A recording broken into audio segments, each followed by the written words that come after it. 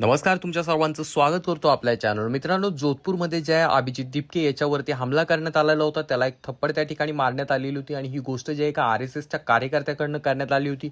आणि तेव्हापासून जे आहे मित्रांनो, महाराष्ट्रासह देशातील राजकारण मोठ्या प्रमाणात तापलेलं आहे आणि त्यानंतर आता थेट RSSला बंद करा अशी मागणी केली जात आहे. तर यासाठी जे आहे कर्नाटकनं पहिलं पाऊल देखील टाकलेलं आहे. तर नेमकं काय घडलंय संपूर्ण माहिती आपण जाणून घेणार आहोत.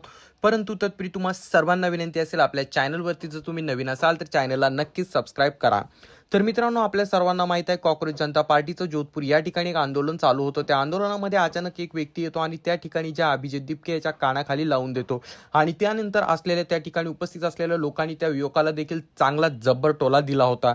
परंतु त्यानंतर ज्या मित्रांनो, तो जो युवक होता तो RSSची त्याची लिंक सापडली आहे किंवा तो RSSचा कार्यकर्ता होता हे त्या ठिकाणी काही पुरावे भेटलेले आहे आणि तेव्हापासूनच ज्या RSSला लवकरात लवकर बंद करा अशी मागणी केली जात आहे. तर यानंतर ज्या मित्रांनो, कर्नाटकचे गृहमंत्री असणारे प्रियांक खरगे यांनी थेट त्या ठिकाणी जे आहे RSSचे प्रमुख असणारे मोहन भागवत यांना त्या ठिकाणी एक पत्र लिहिले आणि त्या पत्रामध्ये त्यांना काही प्रश्न विचारले. त्यांनी सर्वात पहिले प्रश्न विचारला की तुमच्या ज्या संघटनेसाठी लाखो करोड रुपये खर्च येतो, हा फंडिंग तुम्हाला कुठून येतो.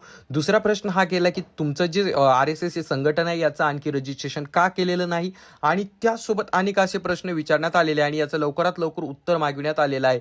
परंतु मित्रांनो, RSS कडनं आतापर्यंत कुठल्याही प्रकारचं म्हणजे मोहन भागवत यांनी त्या पत्राचं कुठल्याही प्रकारचं उत्तर दिलेलं नाही. तर त्याउलट त्यांनी एका ठिकाणी भाषणामध्ये बोलत असताना सांगितलं की हिंदू धर्माचं काय रजिस्ट्रेशन आहे का, आणि हिंदू धर्माचं जर रजिस्ट्रेशन नसेल तर RSSचं रजिस्ट्रेशन देखील आम्ही करणार नाही, अशा प्रकारची त्या ठिकाणी त्यांनी गोष्ट केलेली आहे. आणि यानंतर ज्या मित्रांनो, प्रियांक खरगे यांनी प्रश्न उपस्थित केला, जर तुम्ही रजिस्ट्रेशन केलेलं नाही म्हणजे तुमच्याकडे डॉक्युमेंट नाहीये आणि तुमच्याकडे जर डॉक्युमेंट नाही तर तुमचं स्वतःचं तुमचं जे संघटन आहे त्याचं बँक अकाउंट नाही आणि बँक अकाउंट नाही तर मग तुमचं फंडिंग चालतं कसं, असे अनेक प्रश्न त्या ठिकाणी विचारले गेले आहे. त्यामुळे हे जे प्रकरण आहे मोठ्या प्रमाणात तापलेलं आहे आणि इथपर्यंतच ते थांबलेले नाही. तर त्यासोबत जे आहे खरगे यांनी असं देखील सवाल त्या ठिकाणी केलेला आहे की जर तुम्ही रजिस्ट्रेशन करत नाही म्हणजे याचा अर्थ तुम्ही संविधान आणि देशाच्या न्यायव्यवस्थेपेक्षा उंच किंवा मोठे आहात का, असा सवाल त्यांनी त्या ठिकाणी केला आणि लवकरात लवकर या प्रश्नांची उत्तरं द्या असं त्या ठिकाणी सांगितलेलं आहे. आणि जेव्हापासून प्रियांक खरगे यांनी पत्र लिहिले तेव्हापासून राजकारणामध्ये या गोष्टीची मोठ्या प्रमाणात चर्चा होत आहे.